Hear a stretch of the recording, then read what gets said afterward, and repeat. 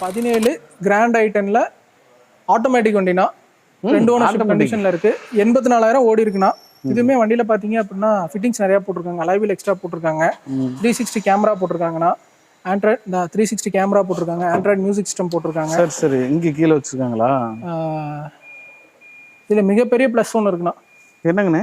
Petrol plus சிஎன்ஜியோட இருக்கு. CNG என்டாஸ்மெண்ட்டோட இருக்கு. ஓ, என்டாஸ் பண்ணாமல் இருப்பாங்க நிறையா வண்டி. இது என்டாஸ்மெண்ட்டோடய இருக்கு வண்டி. மைலேஜ் பொறுத்த மட்டும் ஆட்டோமேட்டிக்கு சிஎன்ஜியில் பார்த்தீங்கன்னா 29-30 வரைக்கும் தாராளமாக கிடைக்கும்னா.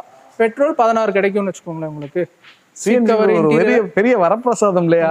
எடுத்து ஓட்டுறவங்களுக்கு ரெகுலர் யூஸ் ஓட்டுவாங்களா, டெய்லி ஒரு 100 கிலோமீட்டர் நான் கம்பல்சரி ஓட்டுவேன்றவங்களுக்கு இது பெஸ்ட்டாக இருக்கும். அண்ணே இன்னொன்று ரெகுலர் யூஸுங்கிறோட நம்மளுக்கு நிறைய பேருக்கு மைலேஜ் கம்மியாக கிடைக்கிறதுனால தான் பெட்ரோல் வண்டியெல்லாம் எப்போவாச்சும் ஃபேமிலியோட போகும்போது எடுப்பாங்க. இருக்காங்க ஆவரேஜா மைலேஜ் கிடைச்சா ரெகுலராகவே யூஸ் பண்ணுவாங்க.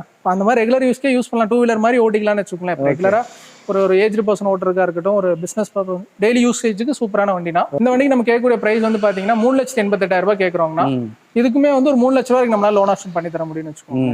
சிஎன்ஜி இருக்கனால அந்த ரேட், சிஎன்ஜி இல்லாட்டி இன்னொரு கொஞ்சம் கம்மியா கிடைக்கும். வண்டி குவாலிட்டியா இருக்குண்ணா, எதுவும் பிரச்சனை இல்லை. இன்சூரன்ஸ் 1 இயர் லைவ்ல இருக்கு. ஓகேண்ணா, அடுத்த வண்டி போயிருமா?